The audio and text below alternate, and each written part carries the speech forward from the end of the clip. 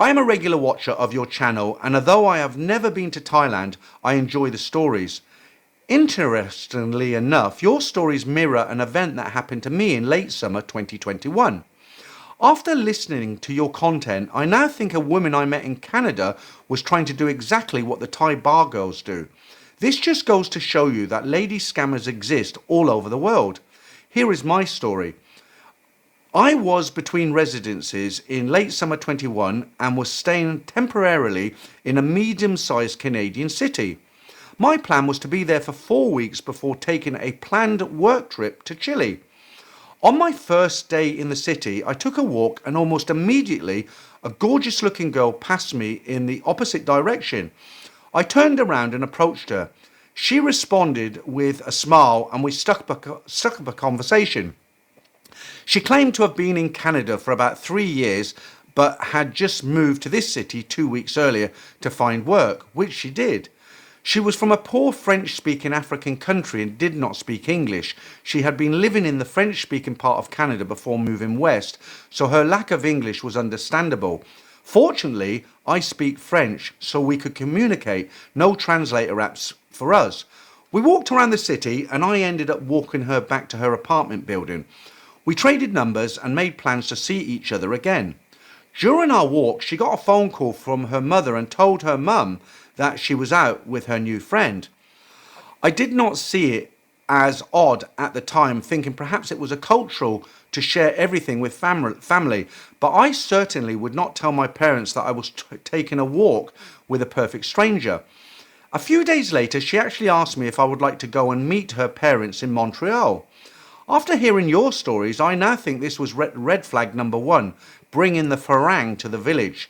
We started seeing each other regular, but I was definitely not looking for a relationship because I knew I would be leaving for Chile in a few weeks.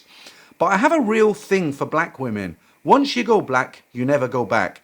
And at the time, I was 50 and she was 28. I was not complaining.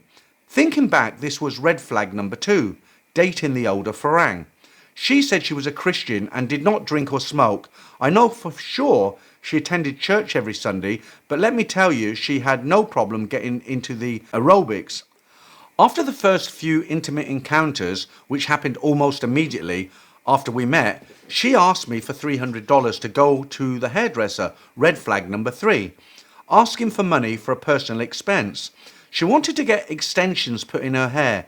I had no intentions of giving her cash and told her that my consultant work meant irregular payments from clients and I was not expecting to get any money for a couple of weeks. I told her to check back with me later. The fantastic aerobics continued. A couple of times when we went out, she insisted on bringing her younger cousin along. I never bought the cousin anything except an ice cream cone, but this was red flag number 4, getting the farang to buy food and drinks for the whole family. After a couple of weeks, she started asking about the $300 for the hairdresser and also wanted me to buy her a laptop, supposedly so she could take an online nursing course. She said the one computer in her apartment was shared by 4 people and would not be adequate for her needs. I gave her the same excuse about waiting for the money. This was red flag number 5. Upping the ante and testing whether the farang was useful for cash. As the week came for me to leave for Chile, I told her I would order the laptop through an online store once I got paid. Yeah, right. She did try to call me a few times though, through WhatsApp while I was in Chile, but I ignored the calls and hoped she would just go away. Once though, I accidentally picked up and she asked me why I had not called her. She had a sad voice and told me she and her younger sister and her cousin had signed a lease for an apartment. Yes, she had been looking for one while I was with her, but her cousin decided not to move and she was now stuck with a 12-month lease that she couldn't afford. I knew what was coming. Can you help me? This was red flag number 6, asking for monthly support. I hung up the phone and never heard from her again. I should have used the blocking feature earlier. Afterwards, I did not really think too much of the whole liaison because I knew I was leaving the country and did not want a relationship. I thought maybe her demands for money were a cultural thing. Perhaps women in her country rely on men for support. She did have 2 children living with the grandmother back in Africa. Sound familiar? Children back in the village. However, after hearing your bar girl stories, I see the same in her behaviour and that of the Thai bar girls. And now I think she may have been trying to scam me. Another red flag I forgot to mention was that she started love bombing me after just a few days, just like the Thai bar girls.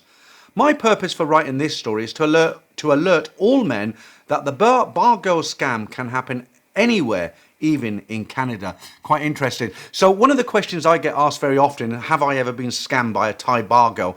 And the answer to that is no, for a couple of reasons. One is, all the time I was in Thailand here, I was married. I was married to a Korean lady for 33 years. Sadly, that didn't last. Have I been scammed by a woman, though? I have once when I was very, very young. I'll briefly tell you the story.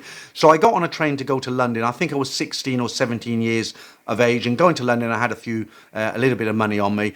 And a beautiful girl, probably 5 years older than me, got into the carriage with me. It was a carriage, in those days they had the first class carriages, and I just snuck in. I didn't really have a first class ticket. And she was there as well. She was sitting opposite me. I was on this side. Very, very beautiful, probably about 22, 23 like this.